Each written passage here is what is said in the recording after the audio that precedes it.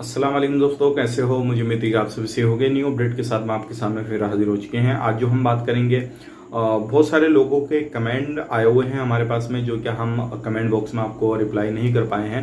लेकिन मैं आपको कोशिश करूंगा कि जितने भी लोगों के कमेंट आए हैं उनके जो खास कमेंट है और जिनको लेना ज़रूरी था वो मैं आपको क्लियर करने वाला हूं। और भी कुछ बड़ी अपडेट है जो कि आपको जान लेना ज़रूरी है कुवैत के बारे में। और ये जो चीज़ है, आप हो सकता है इससे रिलेटेड कुछ ना कुछ आपके माइंड में चल रहा हो या फिर आपका भी इसी तरीके का सवाल हो, तो शुरू से लेकर आखिर तक वीडियो में बने रहें, ताकि अगर आपका इस तरीके का सवाल हो तो पूरा क्लियर हो जाए और किसी भी तरीके से कहीं पर भी रहते हैं तो आपको ये इन्फॉर्मेशन हो जाए। तो चलिए फिर बिना देरी के वीडियो शुरू करते हैं। लेकिन उससे पहले मैं आपको बता देता हूं, अगर आप हमारे चैनल पर पहली बार आए हैं तो चैनल को सब्सक्राइब करें और साथ ही साथ बेल आइकन जरूर प्रेस कर दें, ताकि हमेशा आपको इसी तरीके से कुवैत के बारे में इंफॉर्मेशन की वीडियो सबसे पहले मिलती रहे और आप हमेशा हमारे साथ में जुड़े रहें। तो देखिए, सबसे पहले मैं आपको बता देता हूँ, ये जो है रमेश राज बनसी जो है, इन्होंने 1 घंटे पहले कमेंट किया है और इन्होंने पूछा है नेपाल से कुवैत का वीज़ा कब तक खुलेगा। और इन्होंने जवाब मांगा है इस चीज़ का। तो मैं आपको बता देता हूँ, नेपाल की अगर आप बात कर रहे हैं तो बहुत सारी कंट्रियों को, जैसे कि आपका नेपाल रहा, श्रीलंका रहा, बांग्लादेश रहा, फिलीपीन रहा, जिसमें कि इंडिया भी पहले शामिल था, तो इन कंट्रियों के पहले वीज़ा खुले हुए थे। लेकिन कुछ कोरोना वायरस की महामारी की वजह से इंडिया का वीज़ा बंद कर दिया गया, फिलीपीन का भी चालू है।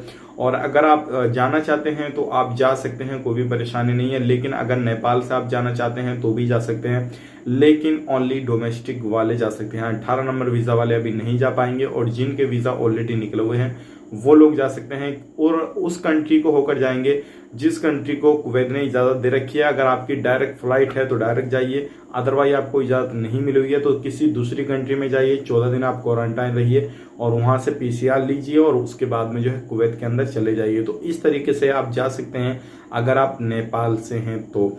अब यहाँ पे एक भाई ने कमेंट किया इंडिया से कि हमारा वीज़ा जो है डोमेस्टिक वीज़ा आ चुका है, और इनका नाम है अली मोहम्मद, कि हमारा डोमेस्टिक वीज़ा आ चुका है और क्या हमारा जो है अभी फ्लाइट बंद है। और जैसे कि आप बताते हैं कि फ्लाइट अभी किसी भी तरीके से कुवैत का चालू नहीं है, दूसरी कंट्री में होकर जाना चाहें तब भी नहीं जा सकते। तो क्या हमारा जो ये वीज़ा 90 दिन का है, तो इसके 90 दिन के बाद में हम जा सकते हैं या नहीं। तो देखिए, एक वीडियो मैंने आपको बना के दिया था जिसमें कि बताया था कि आपके वीज़ा में जो है 90 की बजाय अब 6 महीने का टाइम कर दिया गया है।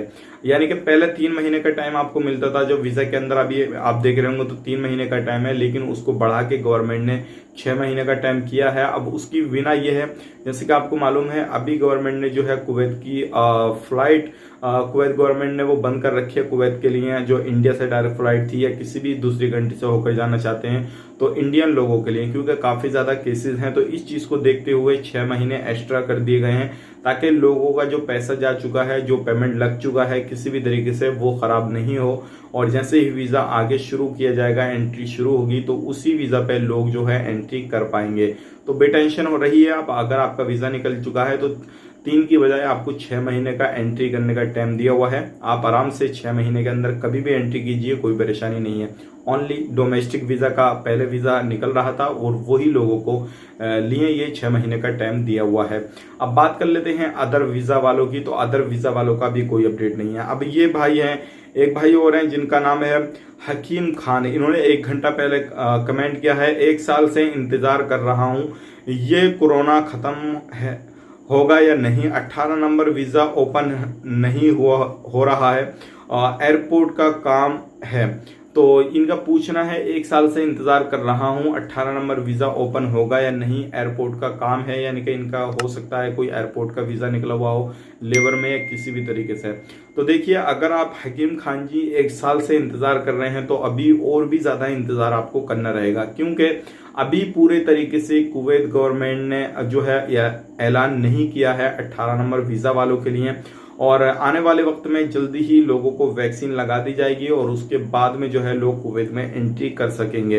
तो आप चाहें दूसरे वीज़ा पे काम करते हैं, कहीं पर भी काम करते हैं, इन्होंने एयरपोर्ट का नाम लिया, आप चाहें कहीं पर भी काम करते हैं, अगर आप एंट्री का सोच रहे हैं तो अभी आपको एंट्री नहीं मिल पाएगी। वो चीज़ आपको जहन में रख लेनी है। बात कर लेते हैं यहाँ पे, अगर आप 1 साल से इंतजार कर रहे हैं, जाहिर सी बात है अगर आपका पुराना वीज़ा होगा तो भी एक्सपायर हो चुका होगा, लगभग थोड़े बहुत दिन बाकी होंगे, या फिर आपने नया वीज़ा निकलवाया होगा तो ऑलरेडी एक्सपायर हो चुका होगा क्योंकि 1 साल से ज़्यादा हो गया। तो पुराने वीज़ा है, अगर आपका इकामा ख़त्म हो चुका है तो उसको अपनी कंपनी से कांटेक्ट करके या कफिल से कांटेक्ट करके, जो भी आपके स्पॉन्सर है उनसे कांटेक्ट करके आपने उसको रिन्यूअल कराइए, ऑनलाइन हो जाएगा, कोई परेशानी नहीं है। अदरवाइज आपका नया वीज़ा है तो वो पूरा तरीके से ख़त्म हो चुका है, उसका पूरा जो है नया प्रोसेस किया जाएगा। जैसे ही नया वीज़ा का प्रोसेस शुरू होगा, फ्लाइट शुरू हो जाएगी, तो उसके बाद में बारे में जो है गवर्नमेंट बाद में अपडेट देगी। तो आपका भी क्लियर हो गया। अब बात कर लेते हैं अगले भाई की। इन्होंने एक दिन पहले कमेंट किया था और इनका नाम है असद।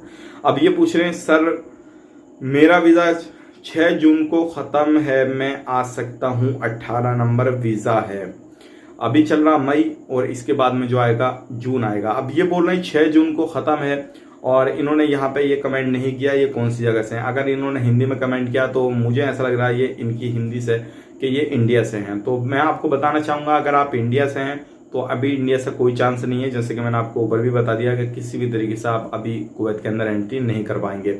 अब बात कर लेते हैं अगले कमेंट की तरफ। जावेद अहमद है, इन्होंने हमें ईद मुबारक की बधाई दी। आपको भी ईद मुबारक हो जावेद भाई।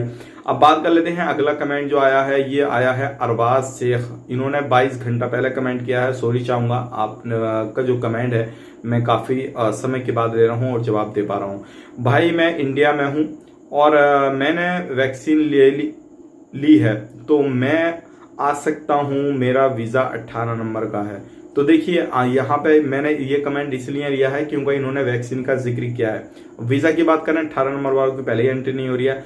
अगर आपने वैक्सीन ले ली है या कुछ भी कर लिया है तब भी आपको एंट्री नहीं मिलेगी, क्योंकि फ्लाइट ही नहीं चल रही है तो एंट्री नहीं मिलेगी। हाँ, अगर हो सकता है आने वाले वक्त में इस तरीके को कुछ रूल रेगुलेशन कुवैत गवर्नमेंट लगा दे कि भाई जिन लोगों को वैक्सीन लग चुकी है वो PCR लेकर आए, 14 दिन क्वारंटाइन रहें, डायरेक्ट फ्लाइट से आ सकते हैं। ऐसा हो सकता है, लेकिन अभी फिलहाल में कुछ नहीं है।